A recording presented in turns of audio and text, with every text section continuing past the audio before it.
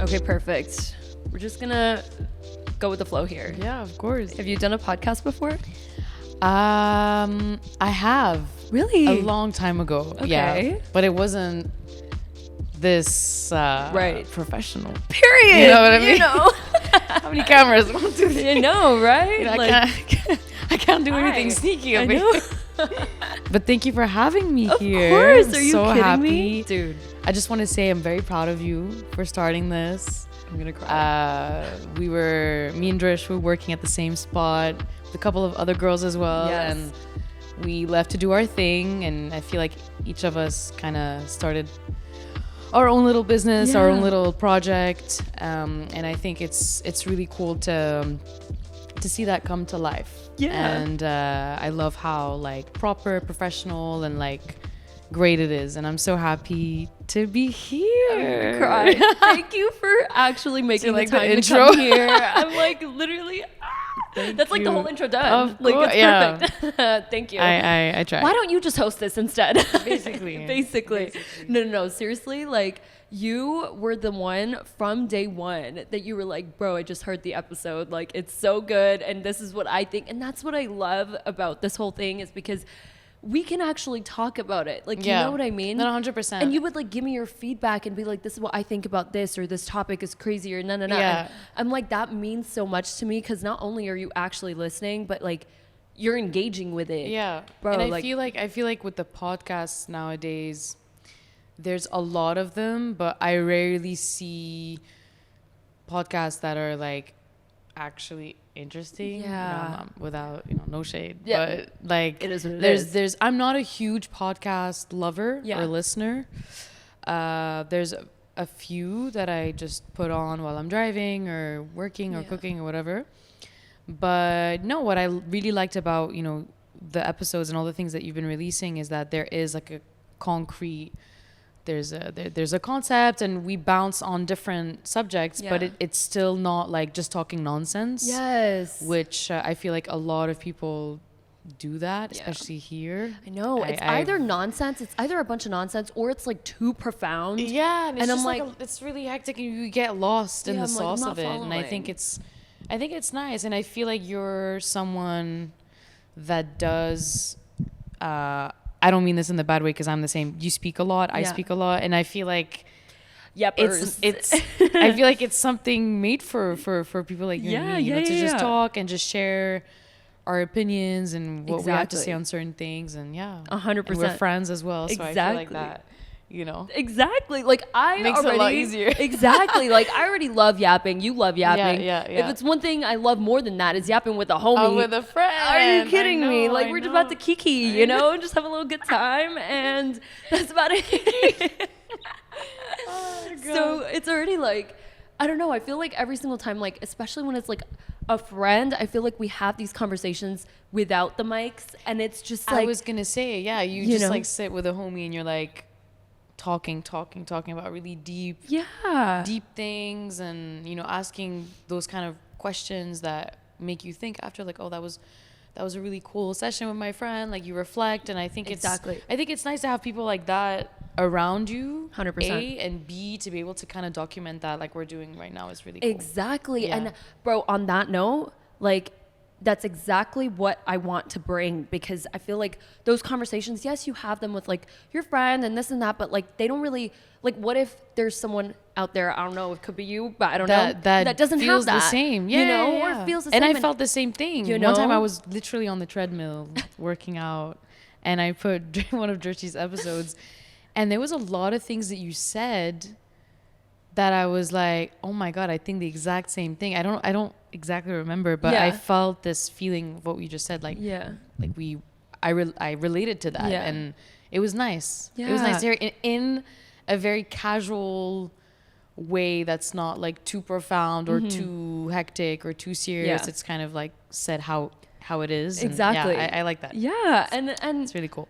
Literally, thank you so much, because I feel like you're all about that too. And I feel like you stand for what you believe in. You do only what you love, which I respect about you so much. Yeah. And honestly, I am just so grateful to be surrounded by such beautiful, creative people like yourself, honestly, like Thank not you. only as like Thank a you. human being, as a friend. And so, yeah, I just want to take this chance to introduce Parv. Hi. Hi, And everyone. yes, Parv is a DJ, creative consultant, content creator, slash, a lot of things. A lot of slash. I know, but she is so good at it all, and also a very dear friend, as you now know, because we've come this far. Yeah. You know? But yeah, so talk to me. What's going on? What you wanna know? I know. Tell me a little bit about how it felt. Because I mean, I'm not gonna go into like, what was your first trauma when you were like 2 years old? Yeah. Oh No. God. You know what I mean? You're gonna leave out of here crying. Maybe and be not. like- No, but like I just kind of want to understand, and I want like everyone to sort of see where you're coming from as well, in terms of like, you know, you grew up here, but you're also very much like third culture kid. Yeah. Like myself, like many of us in Dubai. Yeah. And how did you find that sort of like shaping who you are today, growing up in a city like here? I left France. I was 9, I think. So there's a lot of stuff that I do remember, like school and friends and all of that. Then I have my Iranian side, which I've been to Iran a couple times, but I was very young. I haven't been back there. Last time I was there, I think I was 15. That was ages ago. And then I've been here 17 years. So yeah, sometimes I've definitely adjusted, but sometimes I do feel, okay, what am I more? Yeah. You know, am I more French? Am I more Iranian? Am I, you know, where am I from?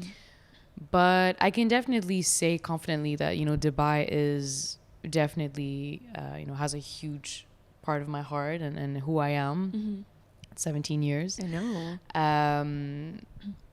But I do, you know, over the past few years, I do felt like it was very important to still reconnect with, for example, my Iranian side. Yes. I feel like I'm quite French. I'm quite French enough.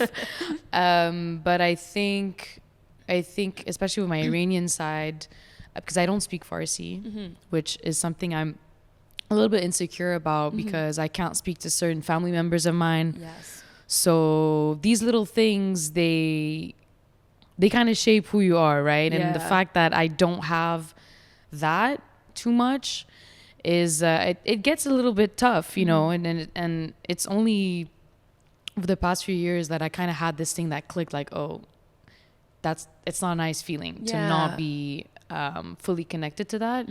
I am connected in my own ways. So there's definitely the culinary ways, so all the food and everything. Bro. Like that's a whole different topic. no, yeah, no, that's She's a chef. Thank you. But that's definitely, I think through food, I've managed to kind of keep my like Iranian identity and connect to what I've grown up with as a kid. Yeah, I think food is like super important. Yeah. Putting the whole yumminess aside, I think it's a very important thing to kind of maintain that. Yeah. And then definitely through music, I've been, you know, listening to a lot more of really old Iranian music. Whenever I get the chance to go with my mom to like a concert, I've seen Daryush like twice, who's a legendary, you know, singer in Iran. So I've had the chance to watch him twice with my mom. So even these little things help to kind of cultivate more knowledge of like where I'm from, and just help me kind of piece those little things together that make you know, who I am. Yeah. So I hope I answered that question right. No, you but did, yeah, 100%. I think these things is how I just keep it going. And even though it does get a bit confusing, you know, when people ask me, so where do you feel like you're from? Yeah. I was in France not long ago and they asked me that. They're like, yeah, what do you connect with more? And then I just literally tell them this. I pick the little bits and pieces that I can connect with. But the speaking Farsi thing, I'm in the process of, you know, We're getting there. trying to, I do understand a lot and I speak a little bit, but I can't have a full conversation, but I'm definitely gonna work on that to make it whole. You know what I mean? Yeah. I completely relate, because like I never shy away from saying that I speak Hindi, because I do, and there's nothing to like whatever I do. It's just that it is very broken, because my thoughts are completely in English, and like my fluency is just not entirely there. And so I completely understand what you mean, because like when I go to India, or like I'm speaking to like family members or anything, and I'm like speaking in a little bit maybe slower, a little bit more broken, I do feel like, damn, like if only you knew, like, I but do you have family members that only speak Hindi? I have. So my grandma, she only speaks Hindi, right? It's so the like, same. you know what I mean? So with her, I have to speak Hindi. There's no option, right? But like, she, bless her, she always understands, and she does like, she's like, I Same get with it. my grandma. You know what I mean? But when I'm like, left alone with my grandma, I'm like, I'm like, it's becoming like it's like a different whole, kind of language. Exactly, you know? But like, at least like, I don't know. It's a very funny feeling, because it does take away from like, okay, shit, like I'm from here, but I can't like convey. Yeah, and it's frustrating. It's a very frustrating feeling. It's frustrating, and like I feel like, I mean, because when I went to boarding school, it was so funny, because when I grew up in school here, I went to a really white school, and I kept getting like, I'm not saying it was racist, but it was kind of like microaggressions. Yeah, so like obviously, I mean, you could say that. Okay, but like I feel like I felt very out of place being like brown and whatever. Yeah. And there was just always this like exclusion. And then when I went to boarding school in India, it was almost like reverse, where I was like apparently like too white or whatever, which was the funniest thing ever. And I'm like, this is hilarious. This is not like, there's no winning. You know what I mean? Yeah. So I completely get you, because it's like you do get, I would say, kind of insecure about it, and you're like, damn. Yeah. But it's always nice to use those sort of like mediums, like food, music, and everything, to kind of bring it back, because that it is a part of who you are, and it is, you know. And it really just clicked, like I said, a few years ago. Yeah. I was in Turkey with one of my best friends, and we met up with her sister, so she's half French, half Turkish, and her sister one day kind of just had this whole epiphany and was like, dude, I gotta learn like Turkish. Yeah. I gotta like go back into it, and it's gonna, and yeah, fluent in Turkish in no time. Yeah. She's a little bit older, but her telling me this kind of clicked in my head. I was like, okay, I need to, there is this like slight disconnect, which bothers me a lot. So I need to kind of step it up and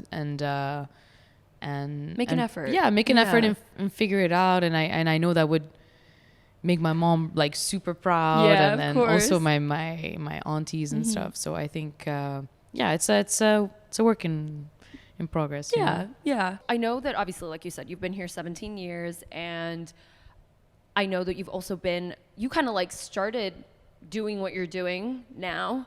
Yeah. So long ago. So early. Like so early. Like you're literally like you've achieved so much. Like honestly, it's amazing. Thank you. And doing that so young and being in the industry for as long as you have, like how did that feel at such a young age?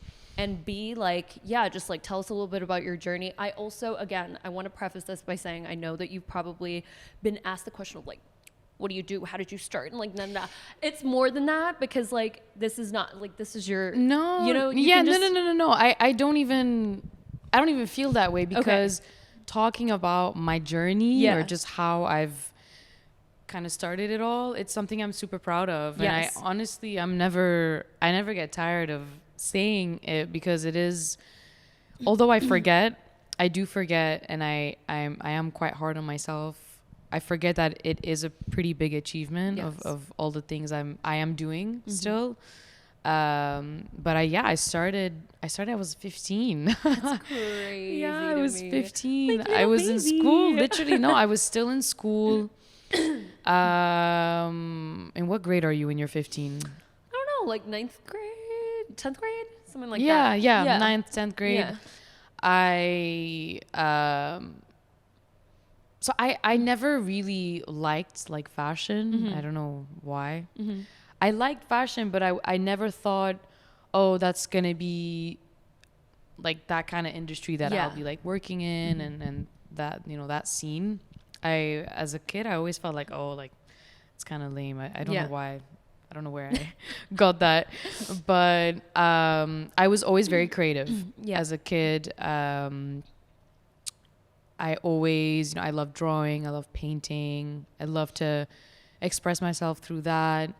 My parents as well, you know, quite creative. My mom, she used to do hair back then. Ooh. And she paints as well, so she's got that going on. And my dad, he's a furniture manufacturer. That's sick. So he kind of learned how to make, he knows how to make furniture from scratch. So there is this kind of like creativity that flows within the family.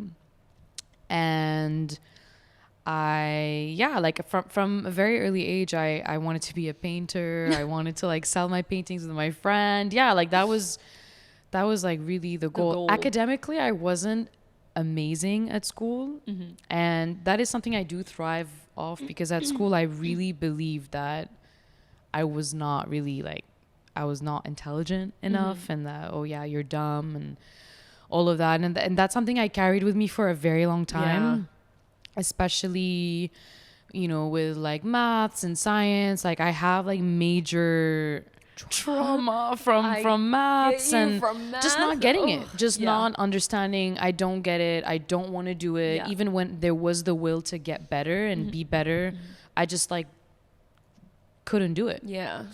And like, I don't know, that was really discouraging, but it never made me stop the other subjects that I was really good at, like art, literature, like creative writing, DT, design technology. Oh my God, DT was crazy. DT, like any subjects where I could put my little, you know, my 2 cents. I was really good at textiles as well. Like I made like the clothes. Like it was really cool. But yeah, like when I started this whole thing, I was getting more interested in clothes and putting things together, and I have this influence from my mom as well, because my mom's super into clothes, and that kind of like got passed down to me. Literally even her clothes like passed down to me. You like I feel you, you know. So that kind of like came together, and then the whole fashion blogging thing came along. And then my mom one day, she told me like, why don't you like start doing that? I had started taking pictures of my outfit, and that's like, Instagram wasn't even popping back then. Like it was really just Facebook, and I started my own Facebook page. WAF, We Are Fashion. Okay. Don't dig for that, because that's embarrassing. Don't go there. Me like on my phone right now. Yeah. Literally. So I would literally just like, I would just really blog, like writing about the fit, writing if there's a collaboration, whatever, post the pictures. And then Instagram came along, and then I started, like using my mom's iPhone. Oh my God. Because it was better quality, whatever. Take some pictures, I posted on Instagram. Then I got a camera. Okay. And then I started like, the pictures got better, the fits got better, you know. Still using my mom's money though, but it was still, you know, like, So we were growing. Like step by step. And then I started my, and then with Instagram, I had an actual blog, like a website. Yeah. So there I would write. I love writing. And you are such a good writer. Thank you. I told you this even when we were working together. Like, thank you. I mean, as much as I talk, I write. So it's sometimes it's like too much. Yeah. But yeah, like I write about, like I said, like the outfit, like me, like what I feel when I'm wearing the clothes, and then the shots, right? And then, and that was all at school. So I would tell my teachers, like, guys, check out my new blog post.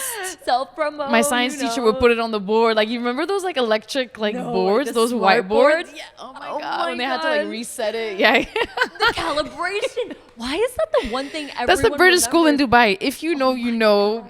If you don't, sorry for you, but that shit was crazy. That is the realest thing you have ever said. No, that really. Calibration shit That was board, the only thing I remember from no, for real. So he would put it up there, and my teachers were super, super supportive. That's honestly, so they would let me go a little bit earlier if I had an event. Like it was, it's not that they knew I wasn't so good at school. It's just that they knew it wasn't really my path to like get the good grades and go to uni. Like that just wasn't for me. And they respected that enough. And I think that was really, really cool of them, because I think it's so cool that they didn't shame you for it, but no, they supported they you. really supported me, and they loved it. And it made me happy. Yeah. You know, and yeah, on the side I would go to Fashion Forward, like when it just started.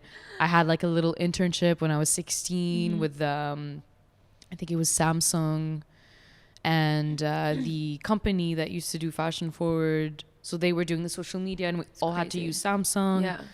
So yeah, I started like quite early, and I loved it. Thrown into that at 16. But I loved it. I loved it because I knew because I did my A-levels. Actually, I did AS, so half of it. Yeah. Because I just felt like, khalas, I don't want to do it anymore. Like, I don't want to be in school. Yeah. Let me just finish it properly and wrap it up. Let's wrap it up. And like, I already have like a good thing going on the side. So why not? And honestly, the biggest thing was, my parents respecting that and understanding that, hey, like it's maybe not the path for our daughter and whatever. And my dad didn't really get it in the beginning. Like he was just like, okay, but how will you make money through Instagram? You know what I mean? Yeah. And my mom's always been super, super supportive of me. And till this day, like both my parents, they speak really, highly of me. And it's really nice. It's nice to have that. It's nice to have that like supportive energy even at home, because I know there's a lot of people that don't have that and are forced to go in different directions, and deep down that's not what they want to do. And I'm glad that like that wasn't my case, and my parents were really like they kept hyping me up. Yeah. But I really that's kind of how it happened. Yeah. It's crazy. Did you ever feel like kind of like you were, like I said, I mean, I keep saying that you were 16. It's not a joke, Did you ever feel like imposter syndrome at all? Kind of like, damn, like I'm doing all this. And then obviously when like IG took off for you and things started happening and moving, and obviously like, you were building your own community, like, didn't you feel like damn, like, did you have that feeling at all, or were you just like cruising through because you were like, this is what I love? Yeah, I didn't have that feeling, which is so good at all. Yeah, and you would expect it, right? Because I'm so young. Yeah, dude, like I was. You were like I'm thinking about it right now. Yeah, I was really on fire. Like I felt like. Yeah. Fuck it. Yeah. This is it. I am what I am. This is what it is. I didn't give a fuck. Yeah. And I miss that, because now, as I'm getting, in my mid-20s, I do feel the imposter syndrome. Yeah. And it sucks because it takes over, and it puts me in a place where it's like, this is not familiar. Like I know, everybody gets a bit self-conscious. Like, oh, should I step out looking like this? Yeah. Or should I do that? Should I talk? Should I, you know what I mean? So when, like, to feel it at that extreme now and nothing back then, like not that much back then, it's annoying. It is. So you try to kind of get back into that feeling where it's like, no, actually you are where you're supposed to be. And the only way is up. 100%. And the only way to go up is to just keep working. Yeah. Keep doing you. Like, have half the days where you need to lay low, but then understand that you have to have those days where you need to put in the work. Yeah. And but it's funny you asked me that question, because back then, I didn't really Yeah. I don't know. I didn't really care. I was so, even with the stuff I was wearing, like I didn't give a shit. And everyone would tell me that, like, dude, like, this girl is so young. And I was kind of like, that was my thing. Like oh yeah, she's super young. She doesn't look that young. So every time people didn't know. Right. They didn't know, like, is she 25? Is she 12? Yeah. Like, you know what I mean? We don't know. And then I'd be like, yeah, I'm 16. And they'd be like, oh shit. Yeah, like, of course. Damn. Why didn't we ID you? Yeah, that's not my problem. You know what I mean? You're like, woo. Yeah. So yeah, but it's important for me to kind of get back to that state because you can get lost in it. Yeah. And I've had some real months where it's like, oh, I'm gonna stop this because I tend to build this like false narrative that like, I'm not good at this. I'm gonna stop. But it's like, no, come on. Yeah. You got to give yourself the credit a little bit. And I think, and sometimes it loops in with this other thought where it's like, did I grow up a little too fast? Right. You read my mind. And I knew you were going to ask that. That's how I was. Exactly. You know. We got a pro. Yeah. Yeah. I do feel that. And I felt that a couple years back as well when I was around 18, 19. Because most of my friends are way older than me. Yeah. All of my school friends, you know, they moved. I'm in touch with a few of them. But the people that I really started hanging out with and becoming really good friends, there was always like a 3-4 year gap. Yeah. And I was always the youngest. Even now, like I'm always the baby of the group, you know. And sometimes it's annoying. It never feels that way because you're so mature. Like it. Yeah, I know. mean? I don't know where I. No, I matured. Where'd she come from? I matured like really, really quick. Yeah. And that's why sometimes I feel like I grew up a bit too quickly, and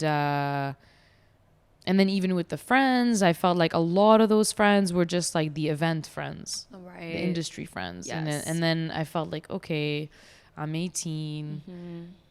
Like I need some people my age, or something. Yeah. Like no, I mean no. Honestly, it's not really about age, but it's just sometimes I just felt like okay, well I do feel a bit lost because everyone's a little bit older and I'm there mentally, like I'm at the same like level, but then I'm still growing as an 18-year-old girl. 100%. And I don't know how to explain it, but like it's society's narrative is just like you're 18, like really, I just never felt like a teen. Yes. You know what I mean? Right. And I feel like sometimes now it comes out. Like sometimes I'm like just super goofy or like I literally feel childish at times though. Of like, course. There's some days where I'm out or whatever and I'm with my friends and I feel that rush of like that teenage vibe that I didn't really have, but I don't mean it. I don't say it in like a sad way because I'm very grateful with how things turned out and things happened. But I do sometimes feel like, oh yeah, being the teen. Yeah. Where did that go? Like, I know. Did I really live as a teen, or was it like a what mini was it? adult? Yeah. Like what was it? You know, like a little baby adult. Yeah. No, I get that. It completely. Can be tough sometimes. 100%. It's a bit annoying sometimes. Yeah. How did you like? I mean, today, I first of all, I want to say it's actually crazy that you brought up the whole child thing because I've been thinking about that too. With COVID, like it wasn't when I was a teen, but I was 22 when COVID hit. Yeah. And I came out of COVID like 24, something like that. 2 years, okay? And I've been thinking about it recently where I'm like, dude, like that took a few years. Yes. And I turned 27 this year and I'm like, but like that's like it's pushing late 20s, okay? Like so I'm just like, wait, like where did the 20s go? You know what I mean? Like so like I've been feeling that way, and about even just like bringing that sort of like inner child out. I think it's important to be goofy. Super like, important. I think it's, yes, okay, you can be mature, you can have your shit together, whatever, but once in a while, you got to be goofy. 100%. And I'm like that naturally. Like, I don't think that's going to change. Yes. Even when I'll be like 85. 100%. I'm going to like Kick pull it. your leg. You know what I mean? Like, I'm going to like, I know it's I try to not take myself too seriously, but I do fall into the loop of doing that. I know. And it's like, you're too hard on yourself. Like, I can be super hard on myself to the point where it's like, oh my God, I'm not enjoying anything that I'm doing. Yeah. Like my craft and everything, like the stuff that I do on a day to day. I don't enjoy it because I'm just so hard on myself. But it's important to have fun. It sounds so cheesy, but it's really important for the soul and the mind, and it's not that serious. Exactly. Like, I really tried it. It doesn't work sometimes. I know, but it's really not that serious, and it's important to like keep yourself in check. 100%. Every often. I know that you've been talking a lot recently about how you're super happy with like wellness at the moment and the way that you're going around things and linking it to all of this getting in your head and like feeling anxious and like doing all this. What is your like sort of method and your way that you found right now that you're like, damn, okay, I found what works for me. This is what I like to do, and this is how I snap myself out of it. It could be before like a gig, it could be before an event, could be anything. Not even that, just a bad day. Yeah. What do you find yourself doing and that helps you? I mean, before I get into it, it's a process. It's still, I haven't cracked it fully. And sometimes the fact, like I tell myself, oh, you haven't cracked it yet, like that. That makes me feel even shittier. Yeah. So I try to tell myself, like, look, it's a process. Step by step. But you got to apply what you learn, what you read to be better. Yeah. You know, because you can take in all this information and because I'm not very consistent with a lot of things. Yeah. And sometimes to be consistent takes a lot of my energy and a lot of my mental like power and all of that. And once I am consistent of something, it's a huge accomplishment for me. And it can be something very small. I get you. But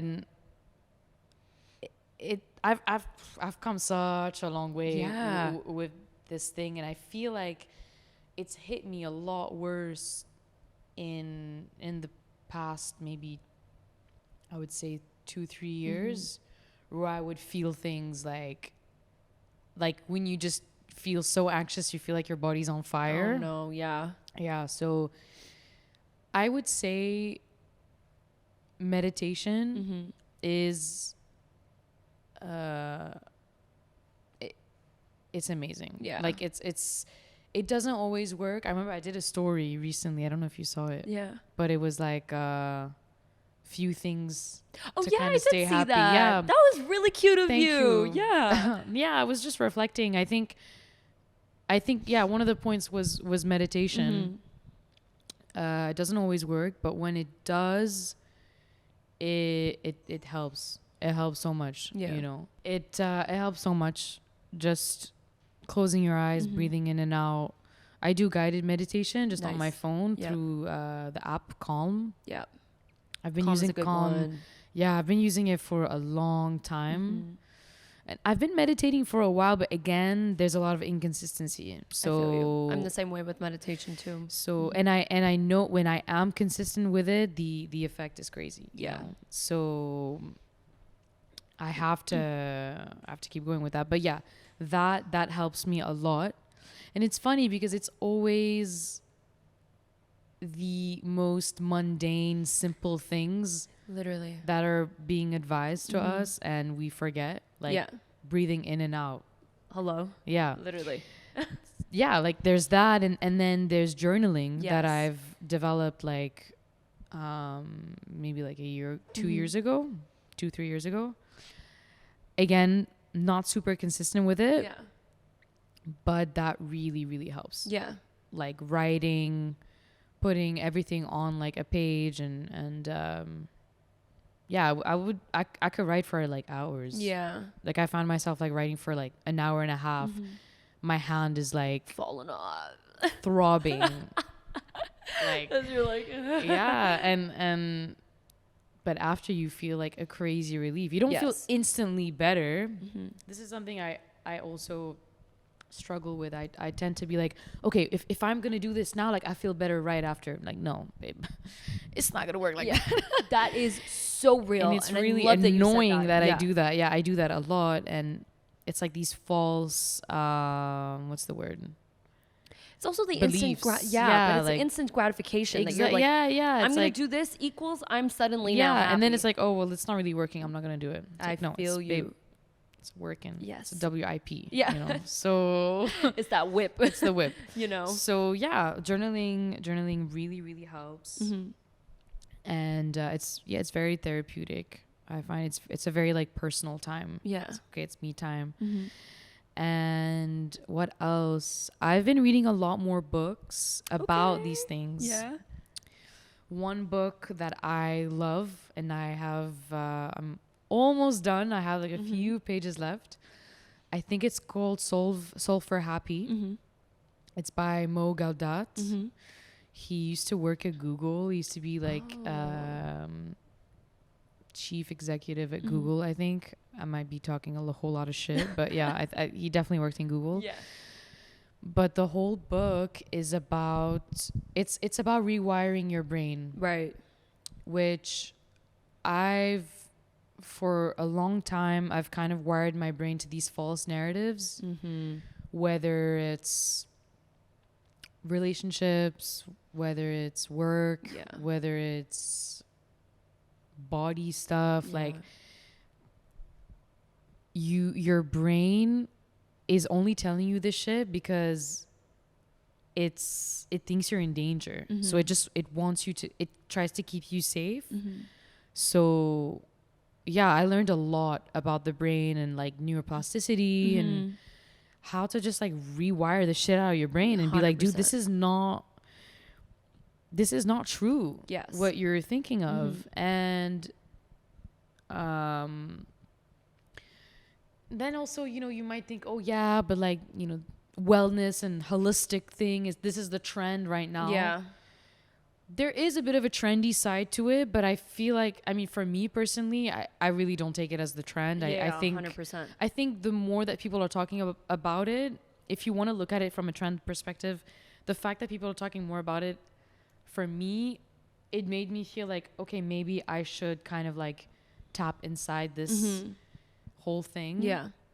Not on like some hypey thing, but like really like, yeah, I think I would benefit from it.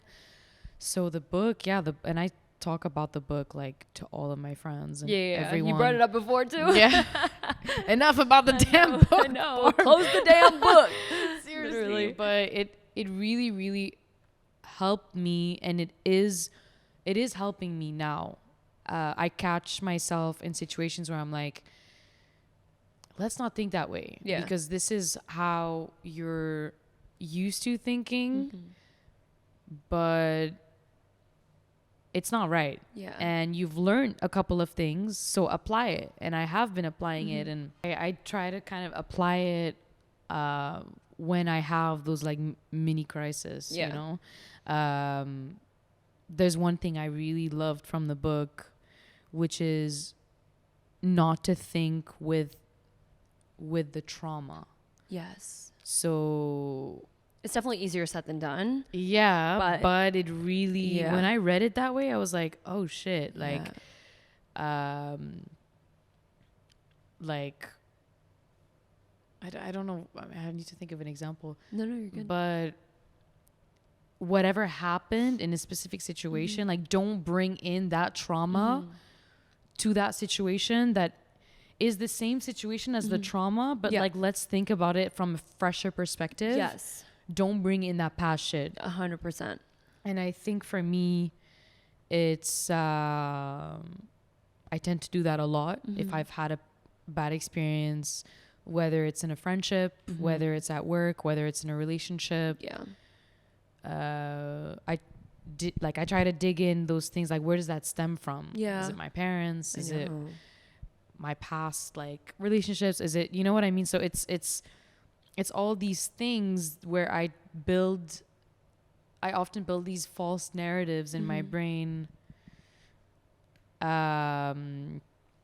And then that's when I just go downhill. Yeah. And I can't analyze the situation. I don't take the time to kind of analyze it and be like, okay, this is not the same as like 4 years ago. 100%. This is not the same as when I was like 13. Exactly.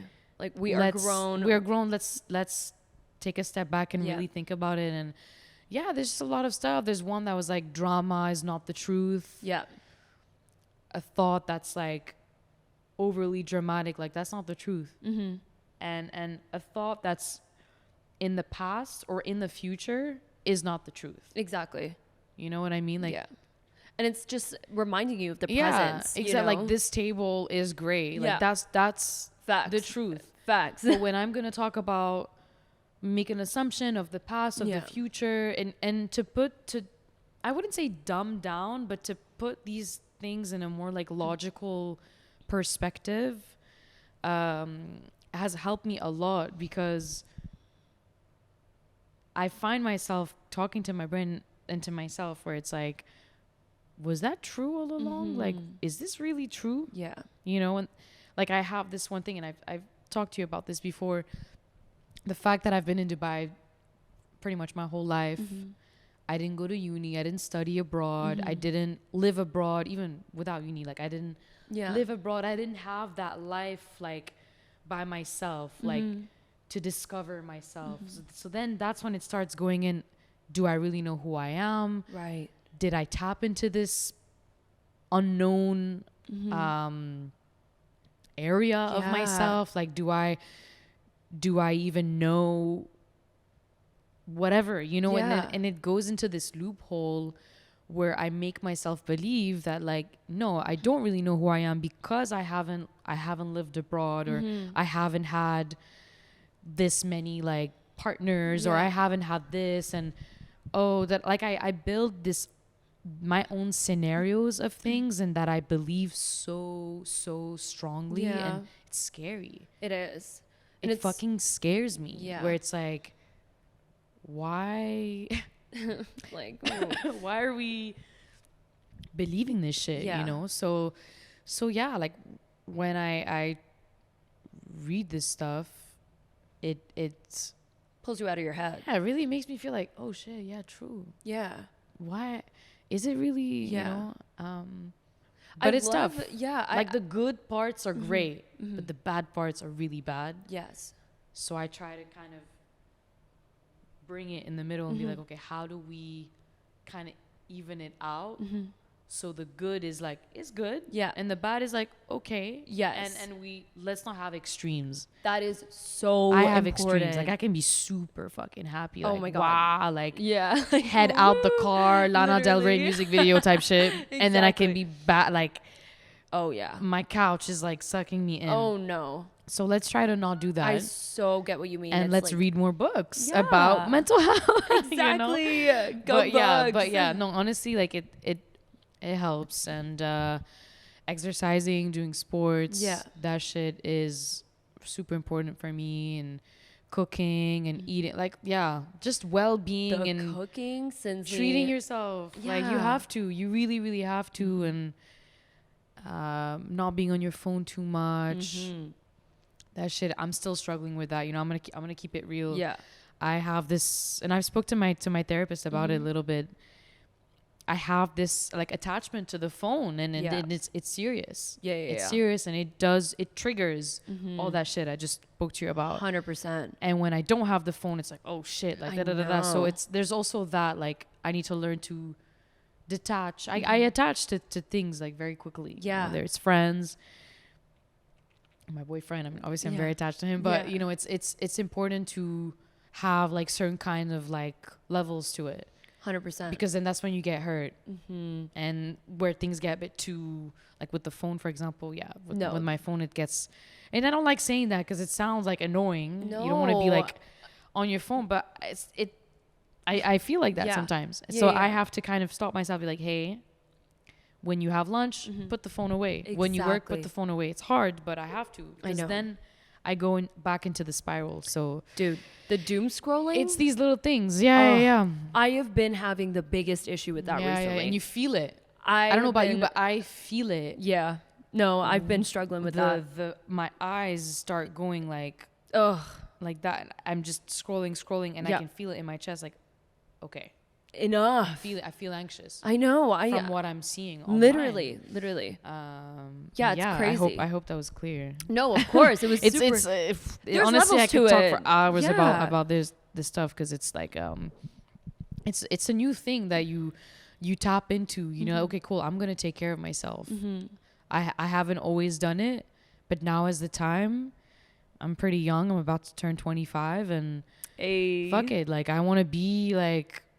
Yeah. I want to be the best version of myself every Yeah. day. And one day, if I have kids or whatever, when I'm older, I need to sustain that, because it's important. Yeah. 100%. In this day and age, Yeah. we live No, in a Of course. weird world. So I know. Seriously. So like I think your answer just explained, like, honestly, the complexity of the fact that, like, there's just so many levels to it, and it's not just like a one-shot thing. It's not just like you're gonna wake up one day and do like X, Y, and Z and be like, oh, I'm perfectly fine now. And it's just it branches out and there's to everything. exactly, and to different parts of your identity too, and different areas of trauma, different things that you've carried your way. Yeah, you 100%. know, and I think It shaped me a lot. exactly. All of these things. Yeah. Friends, you know. And I wanna I'm not say, gonna like, get you into should. it, but it was a I know. lot. Yeah, parents. Yeah. Like, relationships, like all For that sure. shit. Like, it shapes you a lot, you know. And Yeah. it's important to go through it. I want Yeah. to say, like, hats off to you, because like so many people obviously like use like going abroad or university or something to shape them. And I've been thinking about this, okay? Like, hear me out. Yeah. Okay. I think it is so commendable that you were able to do that without that and be who you are, just because I've been feeling, it's so crazy that you brought that up. And that's why I'm bringing it up again, because like I've been feeling the exact opposite. I've been like, oh, I've just been like, recently, that too, it's weird, like really, I've just been thinking like, all I did was like go to school, Like, then, you did it by the graduate book. by the book, you know what I mean? Like, just like autopilot, you know? Yeah. And even like when it comes to work and everything, I just feel like I just let all of that like define me. And yeah. I've literally been asking myself recently, like, who am I? Like, what do I even like? What do I even, you know what I mean? Who am I? Who am I? Like, That's a horrible. I mean, it's like, it's not horrible. yeah. But No, but- I do have the days where I'm like, who am I? What the fuck am I doing? you know, what's really going on? Like, Yeah. but it's also nice to ask that question, because I feel like it kind of goes back into the not being so hard on yourself. yes, 100%. We're so fucking young, dude. I know. And I forget that. Same. I gotta keep reminding Like, myself. everyone's like, I'm turning 26. Yeah, I'm like, literally. bitch, shut I up. know. Like, no. Me come 2 on. minutes ago, Like, literally. literally. I know. We're so young. Yeah. And we have so much ahead of our journey and our Yeah. path, right? And the path changes. I'm not gonna get too deep in that, but like, no, honestly, like, I think whatever's meant for you will happen.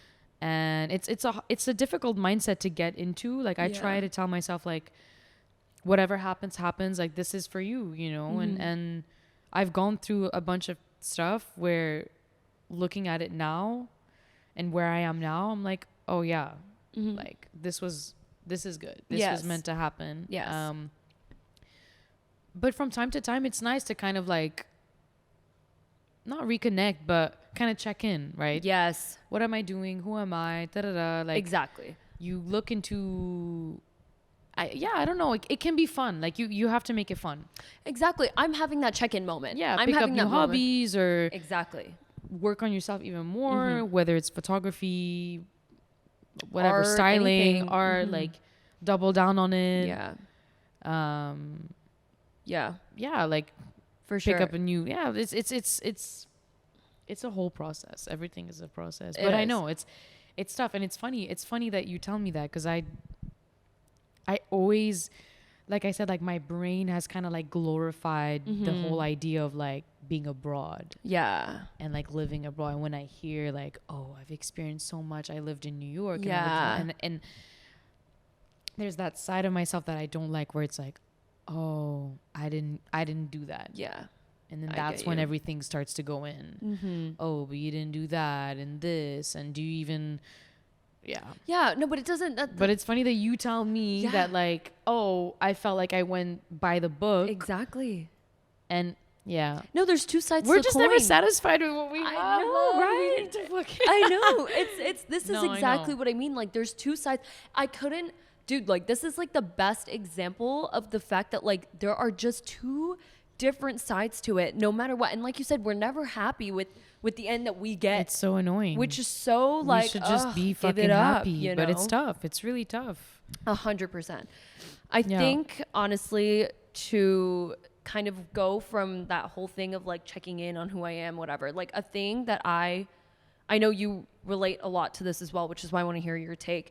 Something that always brings me back. It sounds so frivolous and stupid to say, but truly like the way that I dress, the way that I carry myself, experimenting with different things, like that is the number one thing that I'm like, okay, this is who I am. But I don't go by like, I don't box myself with like an aesthetic per se. I know you don't do that either, right? No. Like I'm not like cottagecore and then the next day I'm like Balenci Batty. Like that's just not that's not what I be on, okay? Wow. But I love that. yeah, but I love experimenting and using that as a thing to be like, okay, like, and honestly, let's just be real. Like when you look good, you feel good.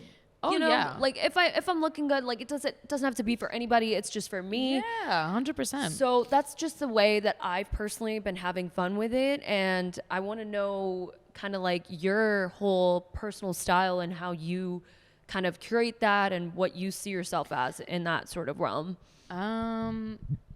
So yeah, like I said, fashion and clothes and pairing things together was always in the family. Even as a kid, you know, we were dressed down. Drip down.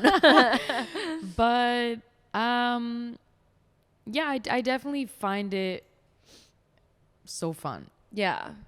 You have fun with it. So much fun. Dressing up. I don't want to say I follow trends. Yeah. But sometimes I do see something that is trendy. Yeah. And I would rock the trend. Yeah. I would wear it 100%. but my way. Yes, that's important. And I think that's important. That's like once you put your own little like pizzazz to it, that's when it gets like 10 times more fun. But I think it brings me a lot of joy. Yeah. You know, We see it. We see I it. really love it. You have a lot of fun with it. I really have a lot of fun with it. Like just buying different things. Yeah. Like oh my God, become a personal shopper already. yeah, Oh, I love it. I love it. I've done like a few little styling things as Yeah. well for some of my personal projects, and that's something I really love to pair what I would love to wear on like someone else, on a, like a 100%. model, and that's really cool too. And I feel like like you said, like you definitely do find yourself through that, through Yeah. clothes, and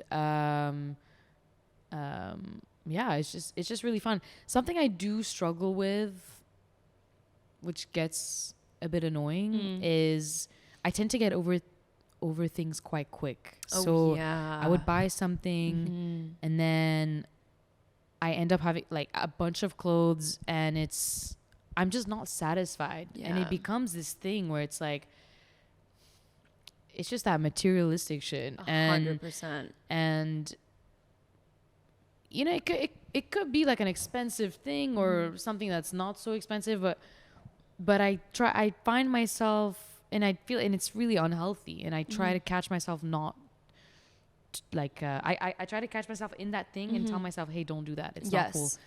I I find myself just like looking for the next best thing. Okay, Yeah. well, all right, whatever. I'm over this. Yeah. I wanna like Buy this and next. I feel like it's this inconsistency that flares up in the different things, even when I'm picking clothes. Yeah. And sometimes I have like no idea what I want to wear. Yeah. And I have so much things. I have nothing to wear, and I hate saying that because Oh my God. I have a lot to wear, but then it's like this thing, oh, whatever, I'm over it. Yes. It's like, So how real. do I like go back and really learn to cherish what I have, and from time to time treat yourself for sure. I'm not saying you keep the same 6 outfits and that's it. Like some people are really happy with that. That capsule wardrobe stuff, like I can never. And I it's would love great, to. like that Japanese kind of lifestyle. Like yeah. I saw this video, like he has like, I don't know, like 3 shirts, and everything is super, super organized, super clean. And I know mentally and the state of mind is so much better through that. So for sure. I try to So important that you said that. I try to do as much cleaning as I can, and like how'd you say it? Spring cleaning? Yeah. Kind of. Spring cleaning. Yeah, exactly. Like that. Yeah, like, you know, sell stuff, give away stuff, donate. It's a good action, and it's also good for the mind. Like I really find myself sometimes having too much stuff. I know. And I'm just, like I said, looking for the next thing, and Bro, I'm not like, satisfied. Like I bought this thing 2 days ago. Why am I over it? I so get what you mean. And it's no. It sucks. I don't want to be that kind of person. I don't want to feel like that. So yeah, and try to like enjoy what you have, and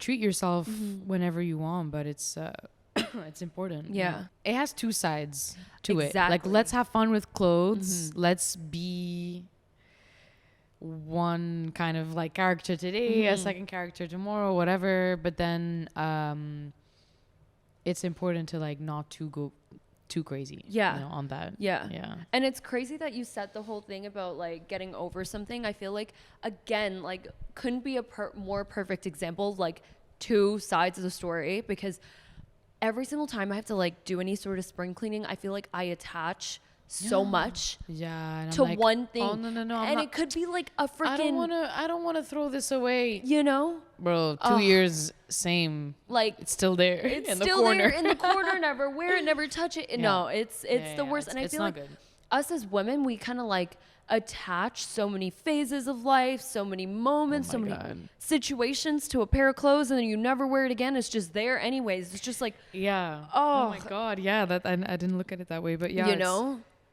But then on the flip annoying. side, we don't get rid of shit, and we just buy new shit. It's just like it's just a struggle. It is a struggle. It is. And obviously right now, like everyone is super aware about, you know, overconsumption and being better about it. And that's why I feel like it's just so important to keep doing this thing of spring cleaning and like donating and doing all that. I hate it. Like I know. I'm not even gonna sound like a you know, 100%. Oh yeah, I do it all the time. No, I fucking hate it. Exactly. Like whenever I it's do it, I lose the willpower very quickly, and I'm just sat in a pile of clothes in my pajamas. That's the worst. Still not showered. Exactly. Still didn't eat. On the phone. Yeah. No, it's and always then my boyfriend comes and he's like, "What are you doing?" Yeah, he's like, "What's going on here? What's happening? Yeah. Can you wrap it up? Not take a 5-minute break every 5 minutes?" Exactly. So yeah. And then we're back to square one. Then we put everything back into the closet. Yeah. We'll do another day. Exactly. 4 months go by. Exactly. No changes. Yeah. Everything's still there. I know. What would you say is like a trend that you absolutely hate right now? That's a fun one. A trend that I hate? Trend doesn't have to be like a trend right now, but a trend in general that you're like, wait, I never liked that. Not to put you on the spot. I'm gonna say it. No. You know. The office glam, office core. I'm sorry, guys. Siren core. Yeah, I'm sorry. Okay, first of all this TikTok slang, like I don't know it. You're the fucking queen of that. Like she'd be saying like, "Yeah, girl, we had cottage core." Like, the first time I heard that, like, you're what like, the fuck is that? Yeah, the office thing. I'm just not a big fan of it. And then like this is so random. I hate those videos of cars rolling over food. Oh my God. I find that so fucking dumb. Like, yeah, it's, you're wasting food. Literally. There's people dying. Like, I don't want to see like a dozen eggs being cracked under your tire. Why? That's like that. Like for ASMR purposes. Yeah, shut up. exactly. That's like on a more serious note. Yes. On a more like, no, the office. Yes. The office thing. Yeah, it's not my thing. Yeah. I'm sorry, but Put all to the bed. girlies rocking it. You look good. Yes, I agree. Keep doing you. It's just not for me. Those little librarian glasses, like they're not for. I had a chat. I told you about this, right? I told you. The fact that this is real right now is killing me. Like those librarian glasses, like I have a friend, like she wears them. Dude, she looks so good. She looks so good with it. Me, I like to think that I have like, I suit a lot of sunglasses, like you do. my face and my Yeah. shape and everything. Those glasses, Those ain't the ones. they don't work. Personally attacked. Babe, you. they don't work at all. Like yeah. I look, it's not for me. It's So just not it. Yeah. I hope that answered the question. No, it did totally. Yeah. And very well that too, because honestly, if I was put on the spot, I don't know what the fuck I would say. I'm trying to think right now what I don't really like, but But it's cool though. I'm not gonna lie. it is. The influx of trends that are so niche. Yeah. It's like you. What the fuck? I Like, what the know. fuck is cottagecore? I know. Like, We still on that right now. But really, like, and I think that's why I like TikTok, because there's things like that just come out, and Yeah. but then it goes into like the overconsumption and the Exactly. over like stimulated mind of so much fucking content Yeah. and so much trends, and this trend that was 5 minutes ago. Like, Literally. get onto the new thing, you No. know. And Oh my God. there's always like a good and a bad Exactly. thing, right? Dude, just literally before we started recording, I saw a TikTok of like this girl. I think the location was tagged as like Prague or something. Yeah. And like she was showing people on the streets wearing cheetah print, okay? Everywhere. Oh yeah, that's the thing. And let now. me tell you something, Yeah. like cheetah print has been that girl. Yeah, Like, yeah. what do you mean it's a trend right now? Yes, it's popping right now. The store is like, obviously you go into like your normal. Weird, you know. I love to like. But it's always been there. analyze that. Yeah. You know what I mean? But I find that fascinating. Like, going back to my point, like Yeah. I do find trends quite. It's really interesting when you really go deeper in Yeah. it. You know how something gets really popular and goes crazy, and then it just dies down. Yes. Like, why? Literally. Who determines, like, all right, the trend president here? Oh my God. Exactly. This is not. It's not in trend anymore. So my now God. all of you guys Throw that shit out. stop, you know. It's so crazy. It's really that you say interesting, that. and it's really interesting how things come back, like the Exactly. cheetah, and like, for example, like like Miu Miu, like Yes. Miu Miu and Prada, like all the shit right now. It's like super, like 90s, Yes. like all the 80s, the 90s, early 2000s, like that. Even the way editorials are shot, you know, the lighting, the camera, the kind of models, Yeah. like it's the hairstyling, like everything is just going back. Yeah. It always comes back. So I really love observing that. Yes. And I But think I that it needs also- to be more research on that. I find it so cool. I How does it completely agree. come back? Like a Yeah. whole decade. Literally. Decade? Yeah. I Yeah, don't know. but like clockwork, that too. Yeah, it yeah, just yeah. comes back. It's really cool. And I think the biggest thing for me is like literally who is the trend president here? Who has determined that okay, Yeah, this is dead now? Like, it's please, crazy. you know, It's scary. It's actually Oh. scary of how like overly stimulated we can be for Yes. something, for a specific trend, and then like the next day no, I hate it's it. done, and it goes with like the news and stuff, with what's going on Yeah, everywhere around the world. It gets completely like overshadowed by like sports or exactly someone being pregnant or someone getting getting married yeah. and it's this like vomit of so much information 100%. and it's scary of like how are we living in a society and in a world that is not putting these things I know on blast. yeah for sure And but focusing on the other but focusing shit. on other stuff. Yeah. There's actively people are losing their lives Yeah. and there's countries being destroyed 100%. but we're focusing on a guy kicking a ball across Literally. the pitch. Like I don't. What's going on? But hey, like look, I do watch those things like the Olympics and stuff, like Yeah. the Euro and all of that. Like I was watching that, but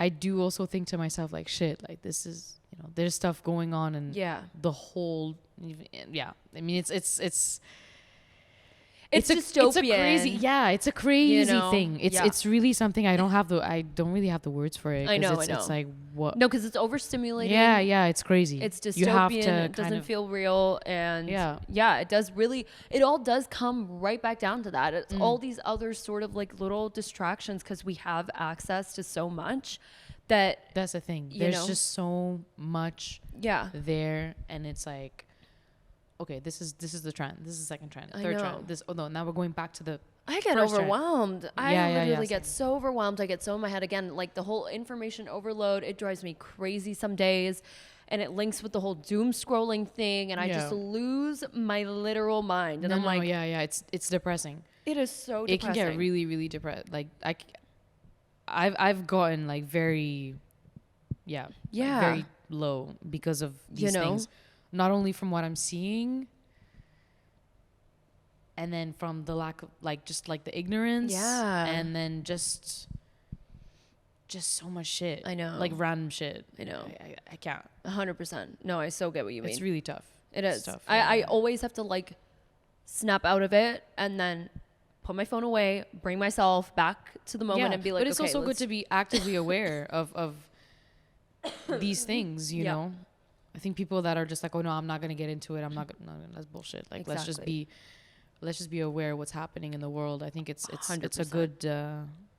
It's a good way to be educated. About these things. It is. Social media is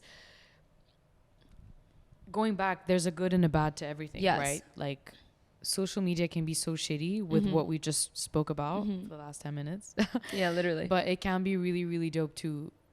It's allowed me to share like my art and my craft and my work, and for you too, you know, starting this podcast, like you can start your projects and start your own thing on social media and spread that 100% that positivity and what you're trying to do to your community and the rest of the world. Yeah. But at the same time, it's a fucking dark place. It is. Like you were saying, honestly, like it's a dark place, but at the same time, like it does give you this access to so much and it does allow you to be in the loop with so much. Yeah. And like I don't like to, this is like a really like bold statement, but obviously like I don't literally mean it, but like ignorance is not like an excuse anymore, you know? It's like, not. You know what I mean? Yeah, like no, you not. know what's going on. Yeah, You're choosing not to whatever, you know? I also think that on the flip side, why I said that was like a big statement is because at the same time, yes, you could still be ignorant about something and change your opinion to it, get more educated and be like, okay, this is my stand and this is, you know, which is great and which we are all for. And I think that's like the whole point of it. Yeah. But more the whole like ignorance is bliss and kind of like shutting your eyes and stuff like that just isn't an option anymore. Like, again, like you said, with everything going on. And then on top of that, just in the entire realm of things, like you don't really have that excuse anymore because we're so, you know, we have so much access. You don't. Yeah. You don't at all. No, I mean, especially what's going on in Palestine and stuff. I think you, like, that shit is in front of you. Yeah. And you can't ignore it. You can't. People that are choosing to ignore it, I will not understand. Yeah. And they're probably not my friends. Yeah. So exactly. Like, you know what I mean? Let's just put it that way. But yeah, I think I think you're right. I Yeah. think it's not like with the amount of things that we are able to see now and that was happening for so long, and not only in Palestine, like the other countries that are also going through some fucked up shit. Yeah. We, you know, thanks to social media, like we can see these things that have been going on for a while, and it's right in front of your face. You have no excuse to be like, they're only now just being but that's uncovered. not, no, come on. Yeah. It's right there. Like, let's not ignore it, you know? 100%. But yeah. Sure. No, I hear you, honestly. And this is why, like, just all of it together, you know, there does come a time where you need to sort of take a step back. Oh yeah, no, you know? 100%. I think it's important. It is important to just go back to the real world, to your world. Yeah, you know. And but that's not being ignorant. Exactly. I mean, in my opinion, no, not at all, not at all. I think it's just being like, all right, I need to take a second for myself because which is there's valid. a lot of shit going on and I'm exposed to it and I need to process it. I think 100%. I think it's processing. Yeah, it is processing for sure. So nice. Yeah, on a serious note here. I know, on a little serious note. You know what I'm saying? No, but like it's I'm so happy that it's important. It's really important to talk about these things. That's the whole point of why I'm doing what I do, why you're doing what you do, is because there's no like, why would you not talk about something like that? You know what I mean? So I'm really happy that, and thank you for honestly bringing that onto this platform, because as it should be, for sure. You know, for sure, it's important. So yeah, for sure. But yeah, we didn't really talk about your side gigs. Well, not your side gigs, your main gig, the DJing. What's going on there? DJing, man, it's a journey. Yeah, it's a journey. What do you want to know? I'm gonna start off with, like, I've been dying to ask you this question. Oh my god. If you could listen to one genre, like, for the rest of your life, what would it be? Like, one thing. Probably R&B. Really? R&B, neo soul. Oh yeah. Yeah. Yeah. I think Okay, yeah, that's a good answer. Side of the I mean, I listen to a lot of different things. Maybe not metal. I mean, actually sometimes a bit. My sister's a huge metal head. So sometimes she's like, "Barb, you got to check this out." Cuz she literally finds tracks that I would actually enjoy, like if there's like a melody, if there's, that's crazy, there's something there. But no, yeah, I would probably pick R&B, neo soul, rap, but I think more of the like D'Angelo, Erykah Badu, 100%, that vibe. I think that would keep you going forever. Yeah. I think like it just always goes back to that. Yeah. Even when I, listen to house or like disco and all of, like, when I play that, there is a very strong influence, like R&B and, yes, there's a lot of soul in those tracks too. So it all comes back to that genre. So yeah. I think the thing about you that I honestly commend so much is, like, in a place where, like, same thing, we're taking it back. We were talking about fashion trends. There's music trends too. We had a huge, 2016, earlier, 2014 to 2016, being like a major rap trap, like Migos, like this and that. That was like, there was an era, there's eras for everything. Yeah. Okay. And right now, I feel like we're in that whole, like, Afro house, Amapiano, like that whole era of things. We are. But, like, you keep it so fresh and so diverse still, and I love that, because I hate going out and hearing the same set thing everywhere. We've spoken about the do better. I think I try to keep it different. I try to keep it me. Yeah. And I was not always mixing, like, house and, like, that, more groovy sounds.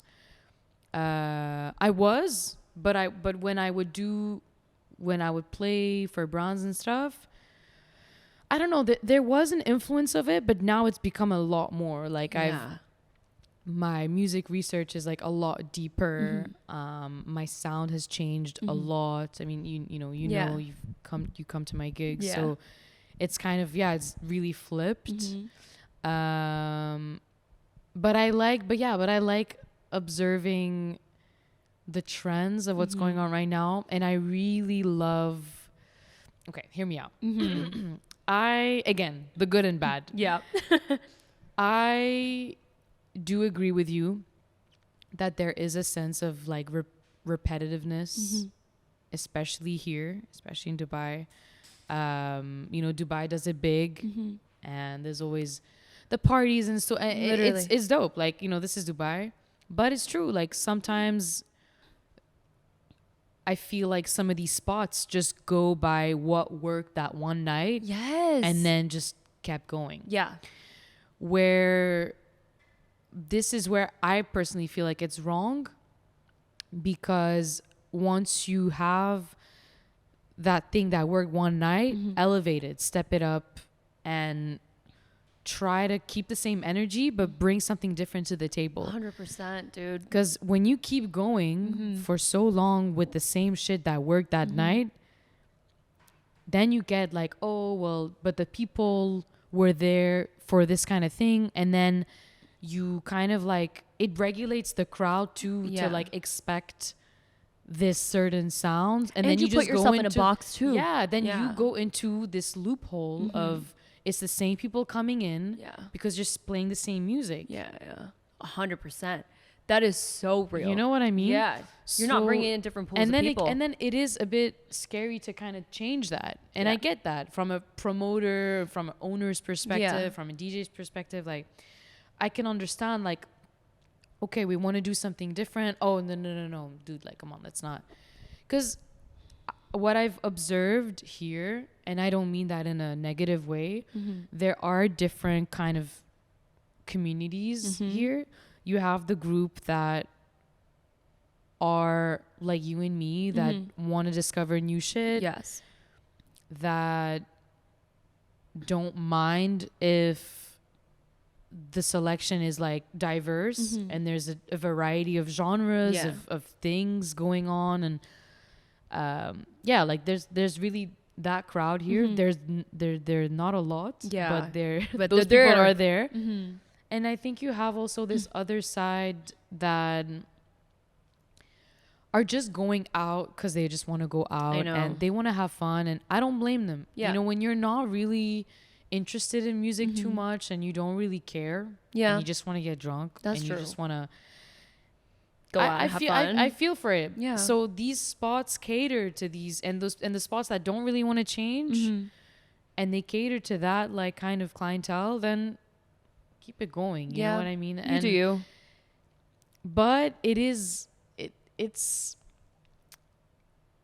important, because then I do feel like the other side, the people that are into discovering new sounds and are open to that, for me, I think it's really nice to have these people at your parties and at your gigs, because it brings this like freshness. Yes. And then it's always so annoying because people want that. And then there's the middle group. Those people wanting, oh yeah, but we cannot find the parties that we find in Paris or in New York or in London or whatever. We bring this shit here and they're not happy. You're so right. I was just going to say. But I don't know. Yeah. Come on. You know what I mean? So that it's frustrating when you... It is frustrating, but what I try to not do, because then it's like imposter syndrome coming in, is like I'm here and I'm doing my thing. At the end of the day, yes, okay, you have to cater to the crowd to a certain extent. Yeah. But I'm being booked for me and my sound and what I'm working so hard on doing. So I'm not really gonna, and I always say this, whether it's brands, whether it's for a club, like, I don't do commercial stuff. Yeah. And not to bash any DJs that do it because the money is great there. I just don't do that. Yeah. Like, it's just not my thing. You'll maybe find me in a party where, okay, cool, I'm singing some of these throwback like commercial songs, but whatever, we're all like guilty of that. But for me, like, I don't, when I search for my music and when I curate a playlist for a specific night or for a specific club, I take there's a lot of effort put behind that, and I feel like there's a big group of people here that kind of lack that understanding, which I don't blame too much. Yeah. But it's also nice to kind of like switch it up and be like, hey, actually, this is cool. I know. There's something different. And although it's very fresh, like I started June, which is a collective that I hopefully, you know, want to start more parties, want to work with different artists, different DJs, to really bring that vibe and different genres to the region, and have people be more accepting of these genres and of these artists that are doing their thing. Yeah. And switching it up. Like I think it's really important. Yeah. It's really important to do that. But yeah, like you said, the Afro like the Afro house, the progressive house trend thing that's going on. Again, I think it's with all trends. Sometimes it gets taken a bit too far, and it's like, okay, right, what's next? I know. But what I really love, especially with Afro house, progressive house, and Amapiano, I think I'm very interested in music and music curation, all of that. And for me, I think it's a work it's a work in progress. The whip. Still, the whip. I play some cool music here and there, you know. I try to. You really do. I love coming to your gigs every single time. Like I really try to like bring something different every time and educate myself more on different genres and stuff like that. So, but what I wanted to say is that I really love how now there is this huge spotlight on Afro and like Arabic music. Yes. Which, okay, you can say it's overdone and whatever, like the progressive house mixes and stuff. Like it is a bit overdone, but what warms my heart is that like the spotlight is on them. Like it's Amapiano moment. Like Amapiano, that shit, the wave of Amapiano was crazy. Like, I mean, it is still crazy, but when it started, when I discovered Amapiano, dude, like I've been playing like very Afro Brazilian funky sounds like since the start, and I still am. But to see like sounds like Amapiano, which is a very what's the word? It's you either like it or you don't. Yes. Like agreed. I've met some people that are like, I don't fucking get it. I don't like it. Where's the drop? I know. You know? But for me personally, like I love it. Yeah. Like, I love going to Amapiano parties. Like it's kind of like the progressive house. Yeah. In a different way, in a completely different way. But it's the spotlight that it has is crazy. Yeah. It has everyone in a chokehold. Yeah. In the best way possible. And I think with the progressive house, especially with Arabic music, and all the like Amr Diab like remixes and those go so hard all though. Those stuff, like it allows like Egyptian music now is put on this pedestal that I don't think it's ever been put on. Yeah. Aside within like the Arab world and the music industry within those countries, but I think now on like a more global perspective, like especially with kind music and all of that. Yes. Like taken over. Yeah, and as much as sometimes it can get a bit repetitive, I do love what they're doing. I do love that it's like we put like it's on the map. Africa and like Arab Middle country, Eastern, Middle East like on that pedestal and shine a light on some of the best fucking songs. Like, I know. For real. Like Amr Diab is like one of the best like Arab musicians out there. Like he started a bunch of trends that you see now, you know, and like that. Like I love observing these music trends. Like we were saying, like sometimes it's like very quick. Yeah, like, you know, there's an artist that can pop off and then they disappear. But it's it can get annoying. Yeah, it can get annoying. Yeah, but like I said, like it's important to switch it up, and that's what I try to do. To keep it light and keep it fun and just try to be myself. Exactly. It's like a little bit of the trend and a little bit just to like curate. Yeah. I'm very, very strong about that. Like curating and making sure things are different each time, but still keeping your signature and just doing you. I think it's fun. It is. What would you say is next for you? What's coming up? I don't know. I'm like asking myself that every day. Every day I ask myself that. What's next for me? I think I want to keep doing what I'm doing. But I think on a more of an international level. 100%. Travel a bit more. Have things a bit more professional.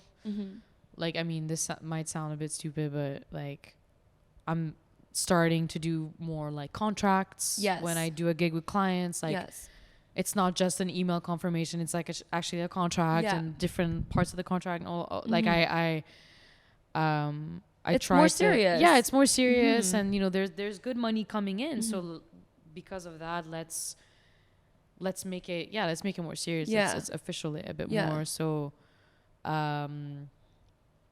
definitely in the DJ stuff, but then also in the consulting stuff. I really want to step up in that way and do more concepts and work more on creative directions and how I can help different brands and people and elevate that and just find ways of how I can express myself in the most creative ways possible. You know, I think that's what I was born to do. So I just have to keep going, but better and more abroad. Like I would love to travel more and DJ in different parts of the world and that would be so dope. Take my friends on that journey and all of us. I'm there. You know, like just really step it up and also step it up mentally in the sense of being more consistent, being a little bit less lazy with things and having more of a schedule. And because I think, you know, online it might look a bit, oh, we got it together, but we really don't. We really don't. You heard it here first. We don't have it together at all. I need help. Help me. but yeah, like it's important to step up in that. I definitely need to like step it up in that way and to like what you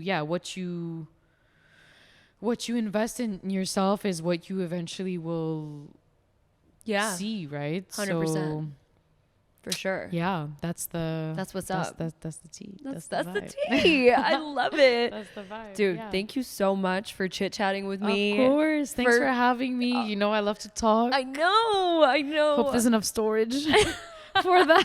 Memory cards. 1, 2, 3.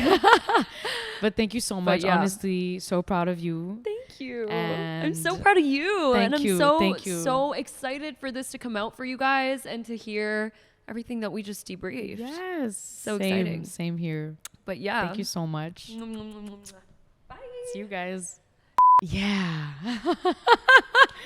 Let's do that. Let's do that. What is it? What'd you say? Just hi guys. Like, share, subscribe, do the whole thing. Hey guys, this is Parv. Not my podcast, but this is the outro. So that means you've watched the whole podcast. Congratulations of enduring all of that yapping. Yes. And talking. Exactly. But make sure to like, share, and subscribe the hell out of this podcast. Thank you. Episode. And I don't know what else. Follow Parv. Follow me if you want. You know. Follow D. And that's what's up. Yeah. Wow. I should just get all my guests to do my outros. Yeah, basically. What the heck? So yeah, that's it, you guys. Thank you so much for sticking through. If you made it this far, I don't even know how much of your time has been, you know, hopefully you're doing some chores or something. But anyways, until the next one and signing off. Until then, please make sure to like, share, comment, engage, subscribe, debate in the comments. I want to see it. And follow Parv, obviously, of course. Ding, ding, ding. Username on screen if you want. You don't have to if you want, you know. Yeah. Here. But yeah, thank you guys. And yeah, I'll see you in the next one.